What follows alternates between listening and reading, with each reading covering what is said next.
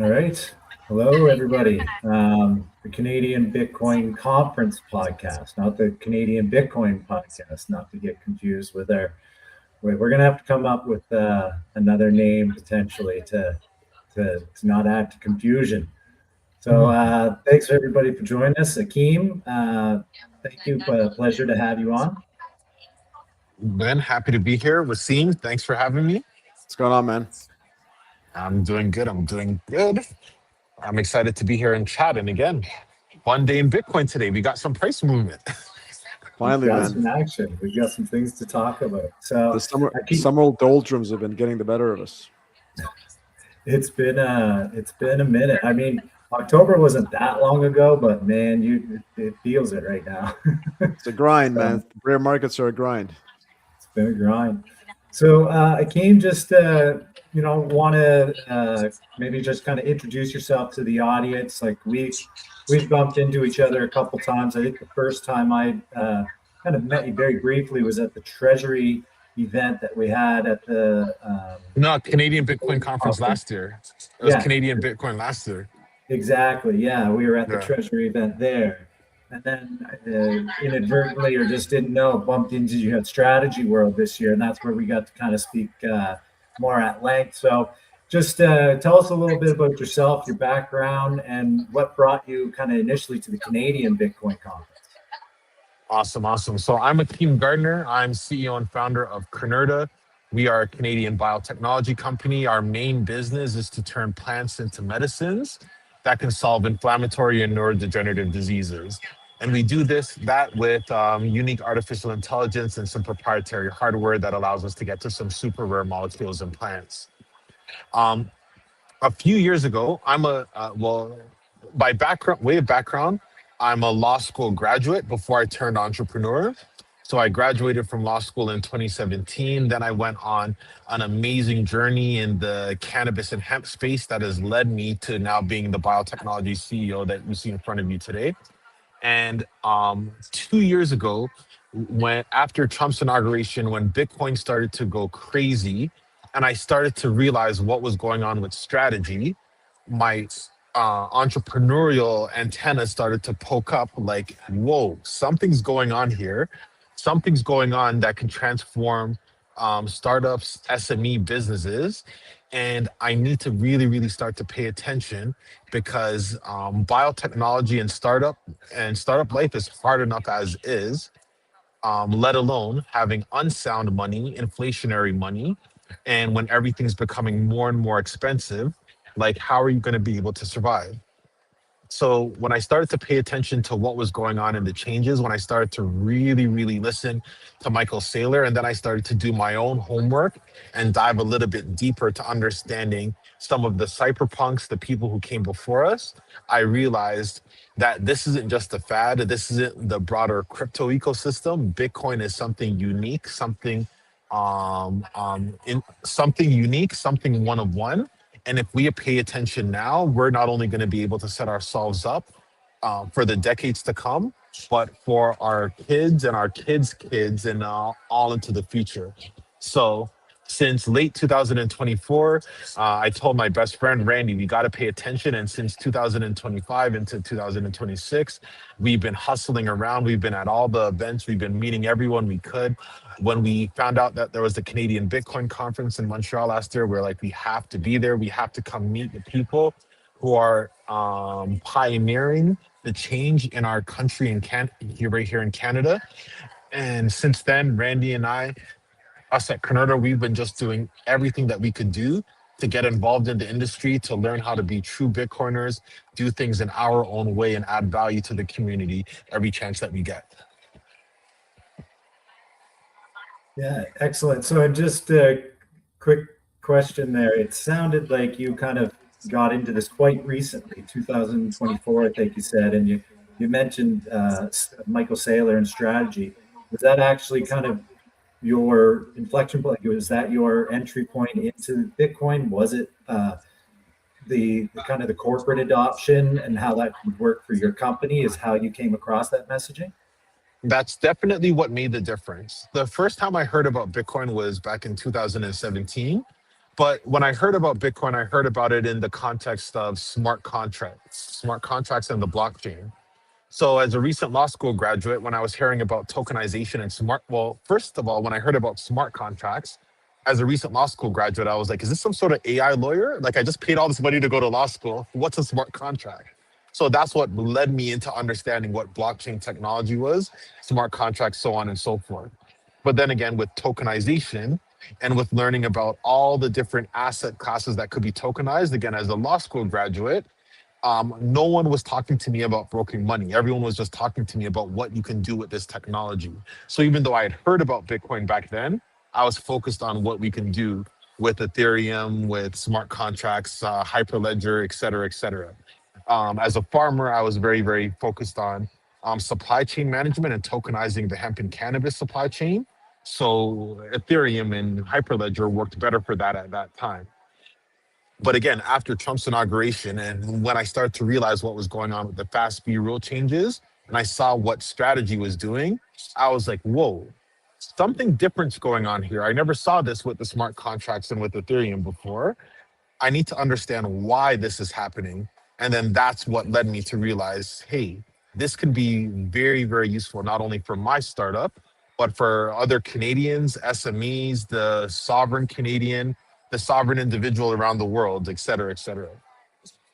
That's an interesting story because you've got, there's obviously it's all of this is anchored by curiosity. Like you're just generally curious, but like there's some an academic background that's completely non-technical. There's some technology there that sounded interesting that to solve a particular problem. In the hemp business, I guess in that side of the world, you saw this as a potential tool that you could use. So there's a use case there, and then you kind of joined the dots, and then you connected that to money, right? And then ultimately, money is kind of what helps fuel some of the business and some of the direction that you're doing now in your entrepreneurial life. So it's an interesting kind of approach. So you don't usually hear, like, people usually come at it from like the finance angle, the money world, and they want to make see growth, or they come at it from the propeller head technology world, and they want to see or self sovereignty, right? Those are kind of the typical. But you kind of touched all of them. So how do you use it in your kind of current world, right? And now being kind of sitting on a chair of a startup. Well,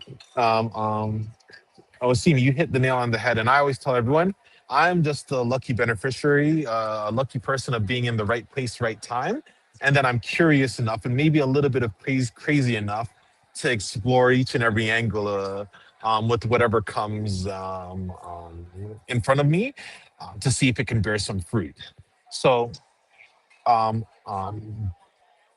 when I started to learn about Bitcoin and I started to learn about broken money and the incentives around money, I became extremely interested in what we can do if we start to build a biotechnology company on sound money assets like Bitcoin. And I was very, very interested in this because one of the things that you'll often hear me say is that biotechnology is on the same time horizon as Bitcoin. Whereas it may take 10 years, 15, 20 years for Bitcoin to get to 1 million, 2 million, 10 million a coin, et cetera, et cetera.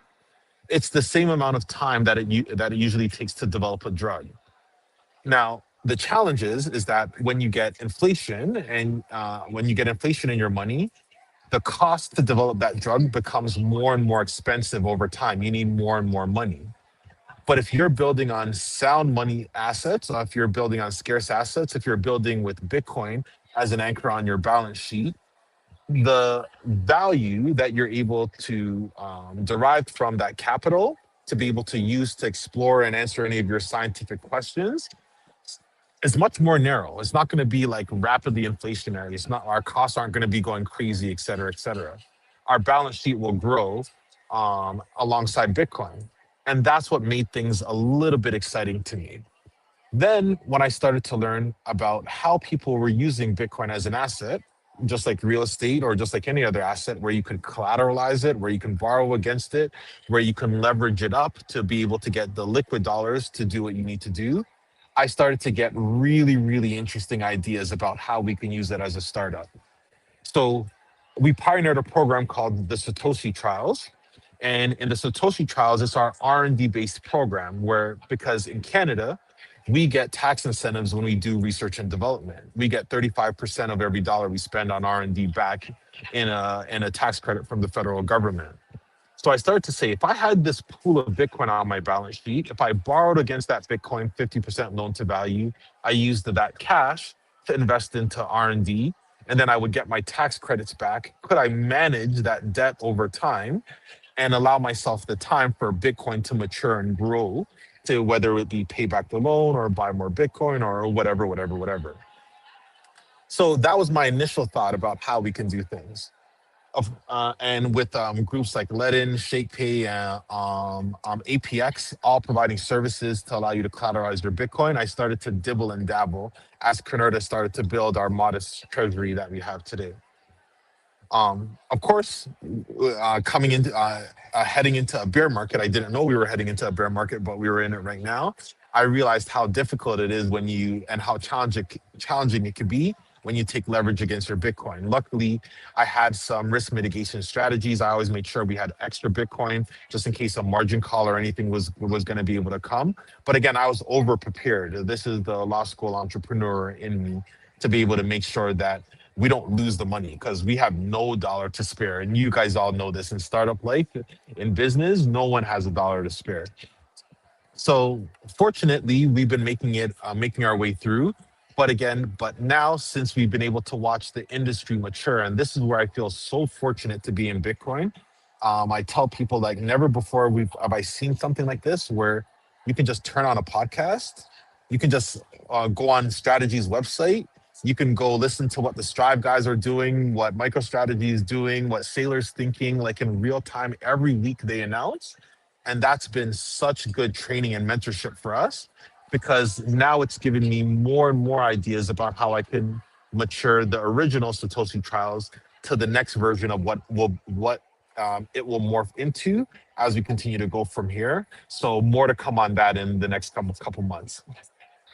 Is that Polykai? I saw on your website Polykai. That was another name right next to Satoshi Trials, like these Bitcoin backed. No. So Polykai is our AI platform. It's our digital twin. It's what allows us to put together rare molecules and plants and create synergistic formulations that can help people from different medicines. That's our Polykai. Satoshi Trials is a little bit different, and our program that's coming next, we'll announce that over the next couple of weeks. Well, this just kind of brings me, unfortunately, to Industry Day that we're, like I say, unfortunately, not going to be having because I think this would have just been such a fantastic fit because we would have had those like-minded individuals. We had Andrew Kang, CFO Strategy, as a keynote. We had the Strive, Matt Cole, Ben Workman, Jeff Walton, and as well as we had the Andrew Webley and Jesse Myers of Smarter Web Company. And we had Richard Byworth of Jan 3. Actually, that's an interesting segue we'll go into in a bit because there's some big news that just came out from Jan 3 about Canadian adoption. But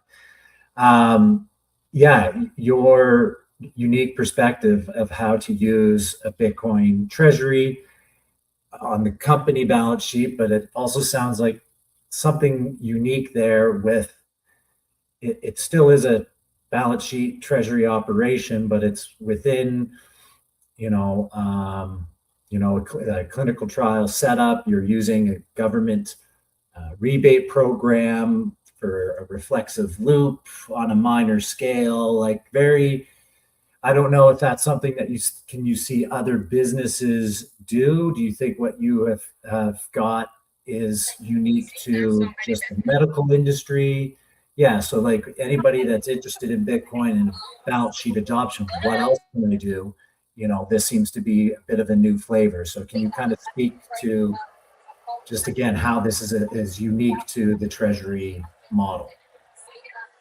Well, for us at Canurta, my job as the CEO and founder is to find something that works for us and our shareholders. But every business and every CEO has different models or different ways that they can use Bitcoin to be able to power them forward into the future. Sailor did a talk last year where he talked about being the smartest dentist on the block. You just got to buy Bitcoin and hold it. whether it's putting 1% of your profits into Bitcoin, whether it's finding tax loops or breaks like what we're doing to get extra cash to put in Bitcoin, whether it's working a second job and just putting money into Bitcoin. When you understand broken money, when you understand the inflationary system that we're in today, and you understand where we're going in the future, you start to study the fourth turning and all these principles for dealing with the changing world order. You realize that's why Saylor has pinned on the top of his Twitter, Bitcoin's already won, right? So my suggestion always is to all of my peers is to study Bitcoin and figure out what works for you. Because different people are going to have different risk appetites. They're going to have different ways that they can work it into their portfolio. But 100%, each and every one of us have the opportunity to work it in our portfolios. How do we know this? Because we all accepted dollars from our paycheck, right? So why not accept a stronger dollar? We all use dollars to go on the TTC or put gas in the car to eat groceries and food, et cetera, take care of our kids and loved ones. Why not use a stronger dollar? So there's ways that we all can do it. I'm not one to say that do it my way is the right way. I'm just looking at the ones that are doing it the best and saying, hey, how can I copy what's already working for them? The funny thing, what I started to do these days is whenever someone argues with me about Bitcoin, I say, hey, you're right. I'm Akeem Gardner. What do I know? But Strategy raised $60 billion to buy Bitcoin. Billion. From all the smartest institutional investors around the world. So you can argue with me all you want. I'm just following the leaders of the industry. And if they can raise $60 billion, I can figure out a way to make this work in my fundraise when I'm raising 1 million, 5 million, 10 million, whatever I'm raising a time to be able to pioneer our biotechnology ambitions. So take us into that kind of conversation, right? So if you're going to do a seed round, right, are you going in and actually when they ask you, because they'll usually when you go into the dragons, then they'll ask you like, what are you going to use the money for, right? Like does that come up? Do you actually say, well, I'm going to park some of it into Bitcoin and borrow against it, or is that just something you do and you have a different conversation? No, we have a different conversation. So one of the big things that we learned is that Bitcoin treasury companies, when you define yourself as a Bitcoin treasury company, people think that you're only doing Bitcoin and you have nothing else. We're not a Bitcoin treasury company. We're a biotechnology company that has a strong balance sheet. One of the assets on our balance sheet is our Bitcoin. But we also have intellectual property and patents. We have equipment. We have land. We're just a regular business with a strong form of sound money on our balance sheet. And when you look at it like that, it destigmatizes the company and it changes the investor's perspective on what you're doing. Now, it wasn't easy for me to get here, right? The first time I brought this to my board and my investors, they were like, Akeem, you're crazy, you're not gonna do it. But again, with perseverance, with keeping your time and attention onto the thing, and with continuing to research it, eventually, if you're building with the right team and group around you, they're going to realize, hey, there's a reason why King's not letting go of this. There's a reason why this is staying in the mainstream. Let's peel back the layers bit by bit and see what's going on. So I would never go into a pitch and say, hey, invest in me because I'm going to buy all this Bitcoin. I'm going to say, invest in me because I'm going to develop therapeutics that can help people suffering from ALS, Alzheimer's, dementia, chronic inflammatory related diseases, so on and so forth. And I think I have a better way of getting there with sound money behind me than having to focus on dollars, which are inflationary, that can be printed and lose value on any given day.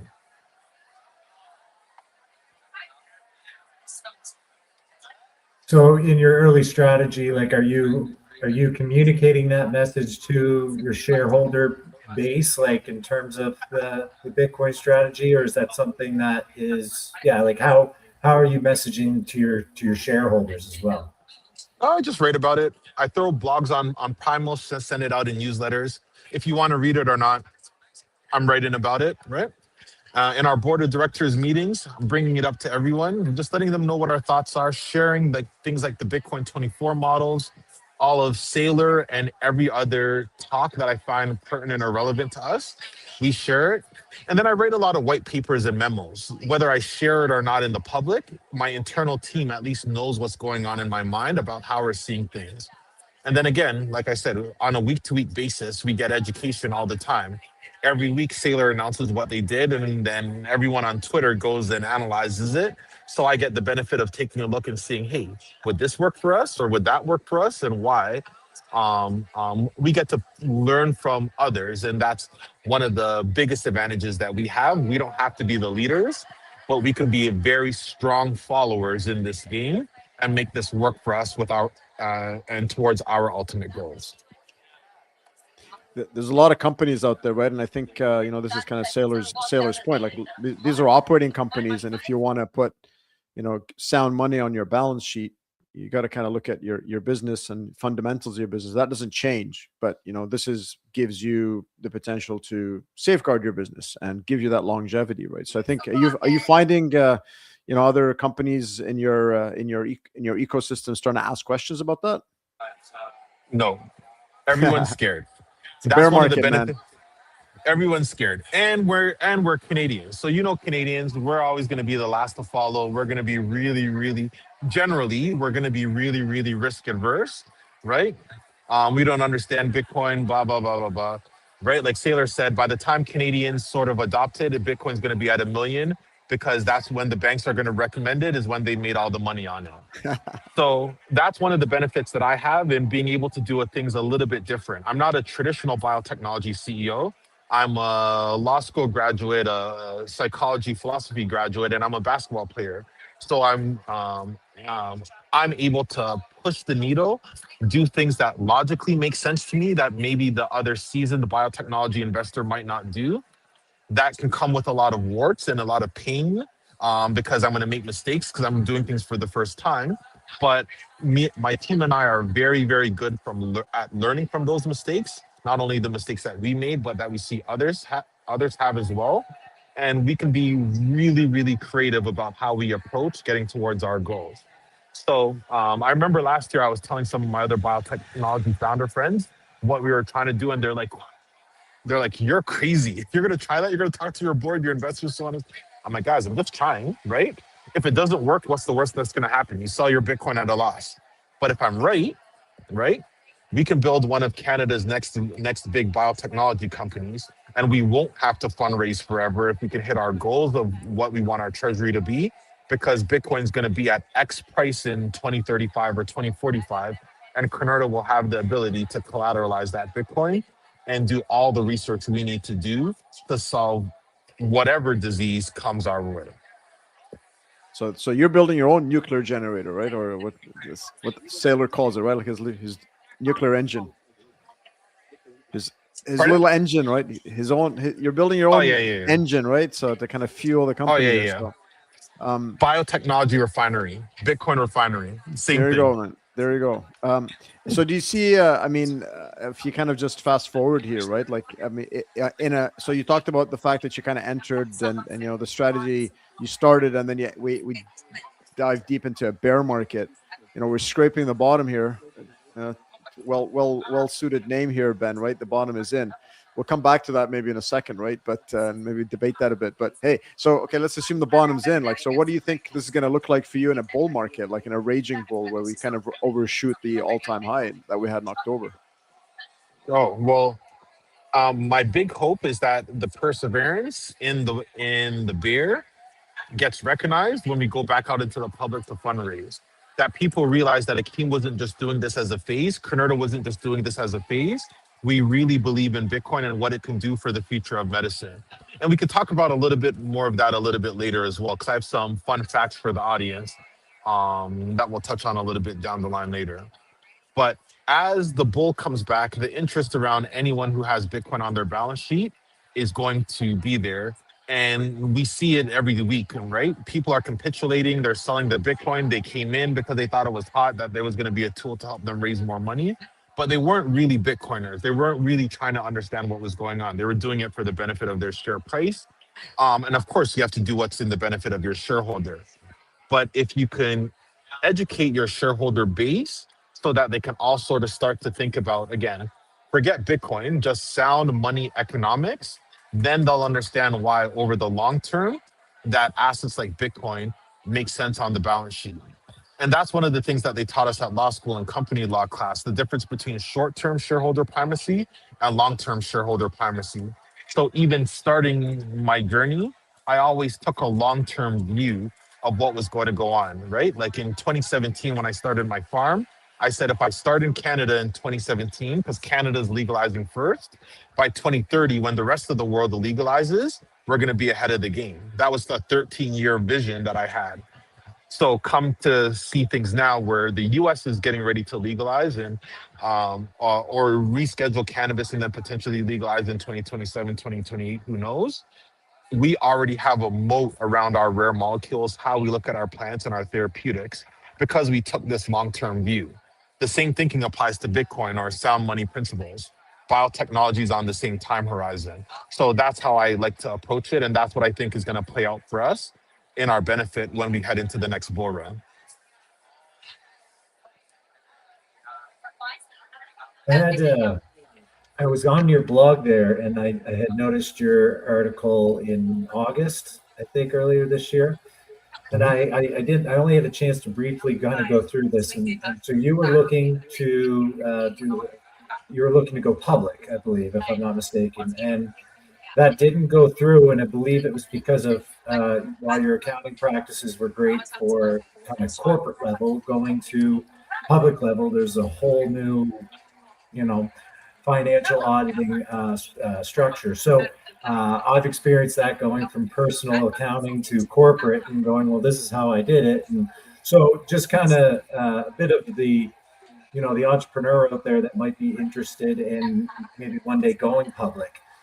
What lessons have you learned that you're going to take back to your next presumable attempt when you go at this? Because I'm only assuming most companies that try this, it's they take a couple kicks at the can likely.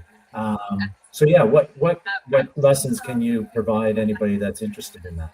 Yep. So our company, we're in the process of rolling into a public company on the CSE. The company that we're rolling into, their name is PharmaDrug.cn. And once we're finished our roll up, then we will change everything over to Canurta and we'll continue in the public markets. Now, what's been holding us back is the financial audit.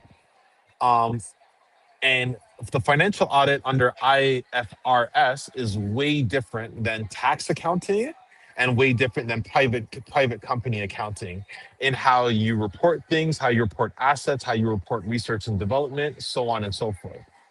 So when the opportunity first came up, I thought, how hard can this be? We have very, very good accounting practices. We meet every week with our bookkeeper. We know where all of our transactions are going, et cetera, et cetera. And though we didn't yet have a CFO at the time when we started, I was like, I know where all the money went. How hard could it be?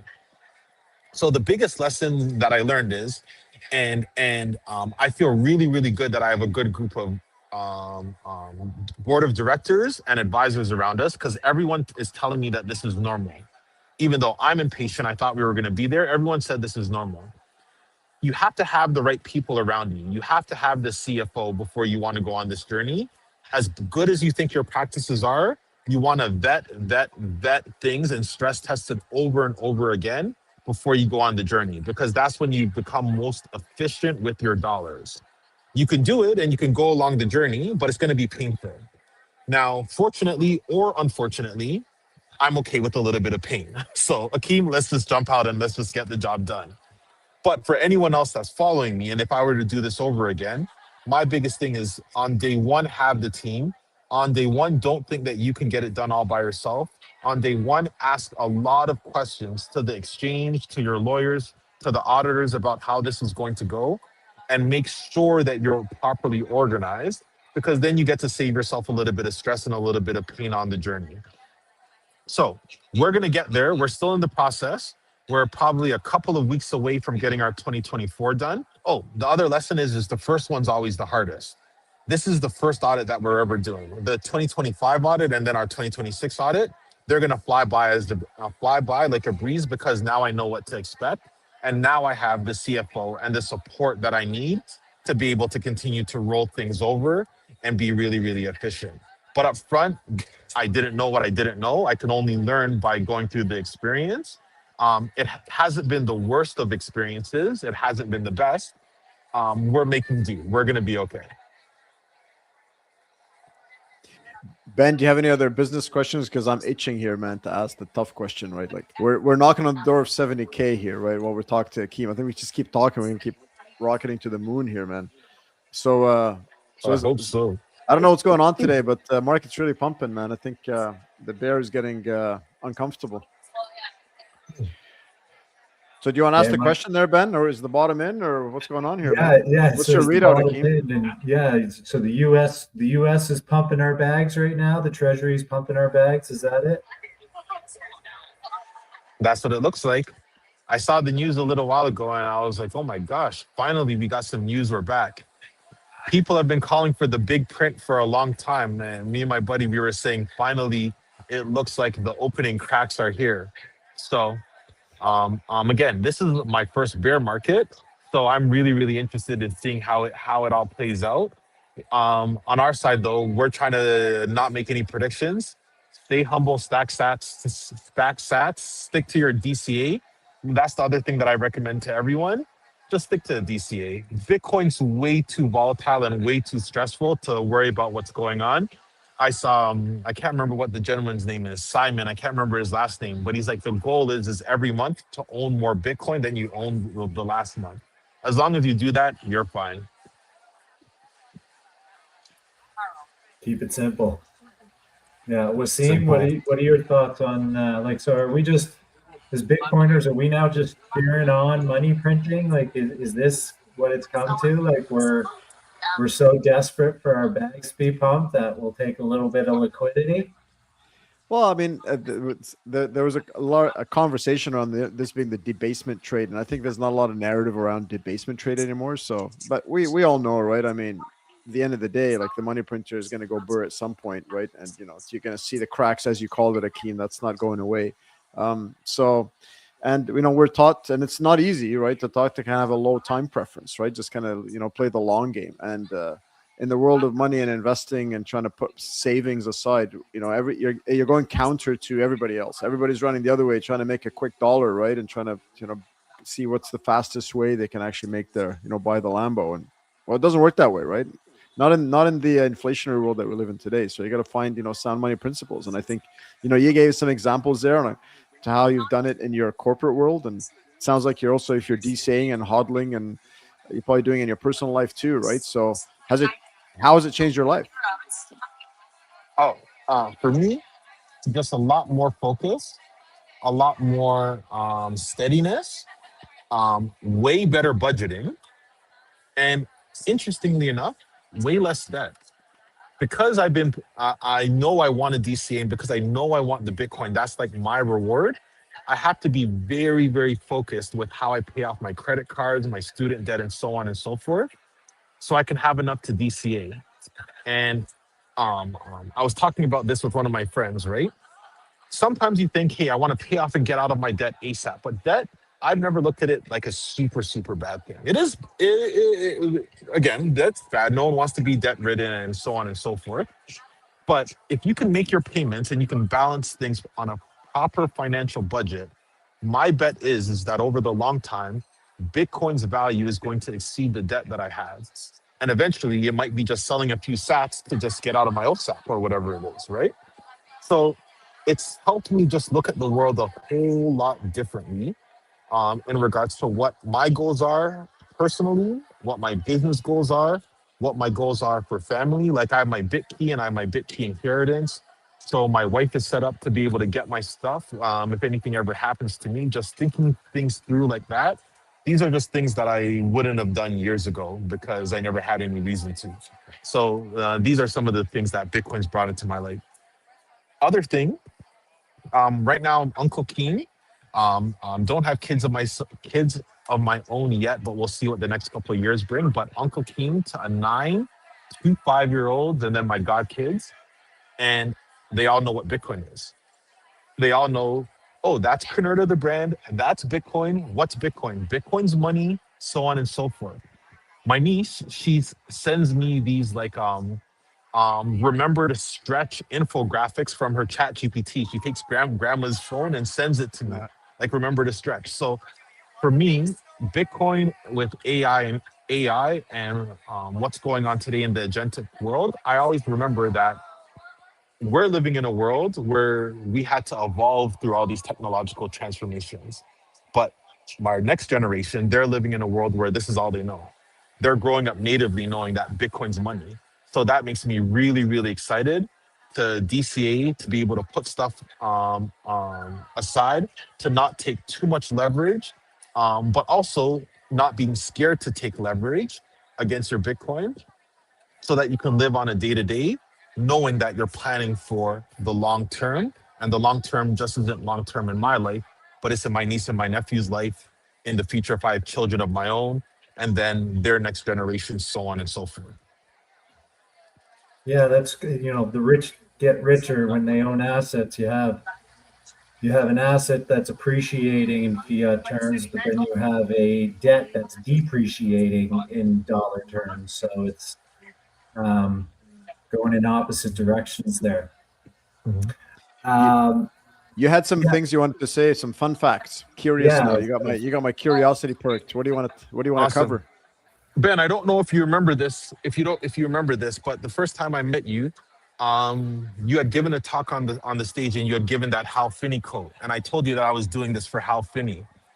So one of the big things that orange pilled me is when I started to watch my Bitcoin documentaries, and I got introduced to Hal Finney. Not only the work he did as a cypherpunk, but that um, um, 9 months after launching Bitcoin into the mainstream, he was diagnosed with ALS.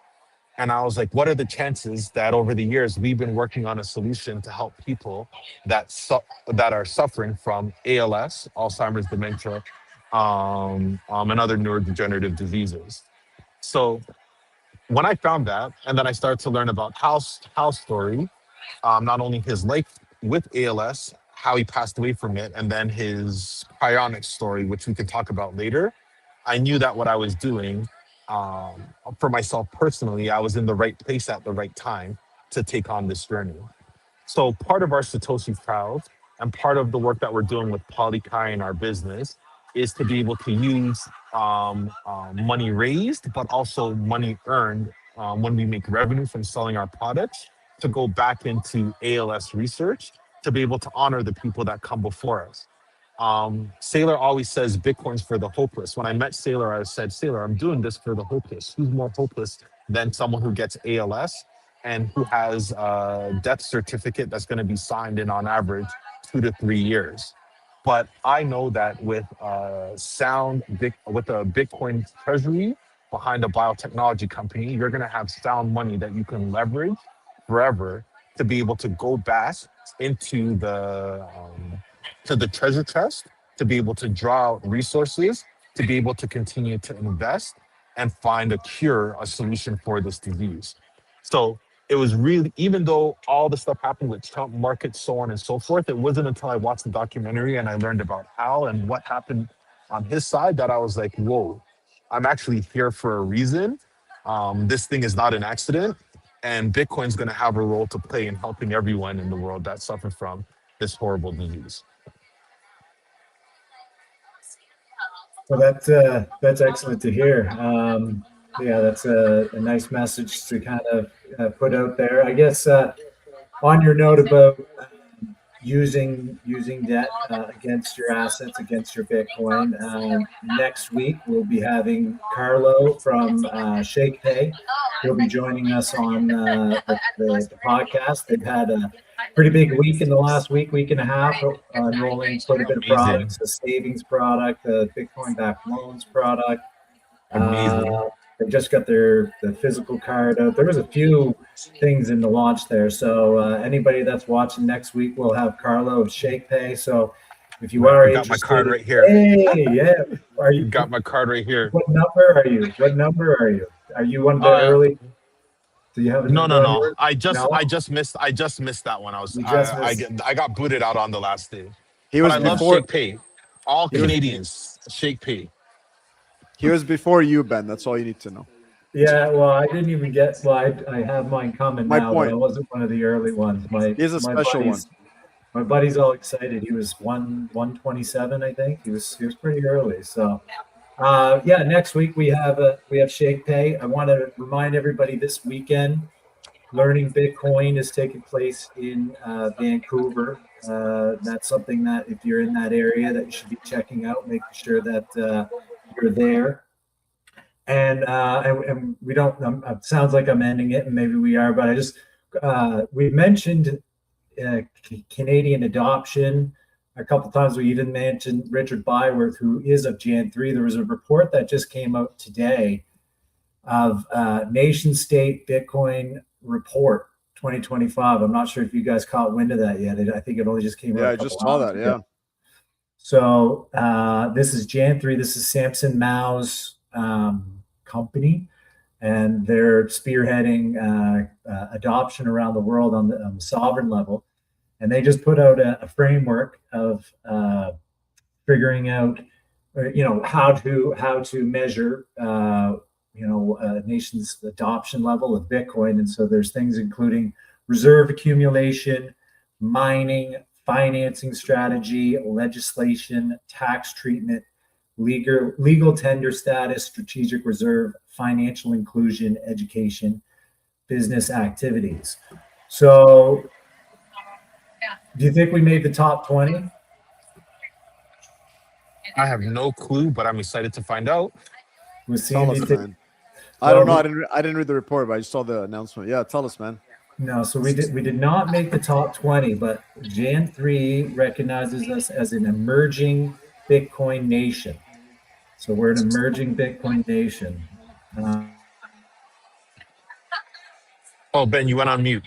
But I think that would make sense because our exchanges, both the CSC and the TSX, they've been very friendly to allowing Canadian companies and international companies to list here to get access to the capital markets. I hope that this starts to spill over into politics, and I hope this starts to spill over into SME private businesses as well, because Canadians, we have a lot to offer. Absolutely. It cites a few things. Just to note, it cites that we're the first country to ever have an ATM, Bitcoin ATM, even though we might have reversed that quite recently. So we're the very first country to ever have a spot Bitcoin ETF. Purpose Bitcoin was the very first one in the world, and it has 21,000 Bitcoin. It's one of the largest ETFs outside of the United States. They mentioned Mayor Ken Sim in Vancouver looking to try to get payment of taxes in Bitcoin, which ultimately hasn't really, I don't think, gotten off the ground as much as he's got the conversation started. It does mention Pierre. Market. Yeah, it mentions Pierre and his messaging of Bitcoin. It does also mention Maxime Bernier as well. And then Danielle Smith, and they also include Joel Lightbound, who for the Liberal Party, who was at the Canadian conference. I think year 2 he spoke. Was he? Is that correct? Yeah, that's right. Yep. So yeah, they rate us as an emerging Bitcoin nation. So maybe that's what's got the pump going. Is the Canadians. I hope so. Smashed by. We'll take it. We'll take the pump, man. We got to talk to Akeem more often. I think that's. I'm going to go with that. That's the reason we're pumping. Absolutely. Let's do it anytime. I'm always around. I'm always around. All right. Well, we appreciate your time. It's a little over 40 minutes, so that's probably a good time to cut it. You had something interesting about some crypto around Hal Finney that I was piqued an interest in. So let's earmark that for the next phone or the next conversation. We can hear about that. So thank you very much, Akeem, for joining us, and we'll see everybody next week. Awesome. Good luck, Akeem, with your journey, man. We hope to hear more. Thank you. All right, man. Thank you. Speak soon. Bye-bye.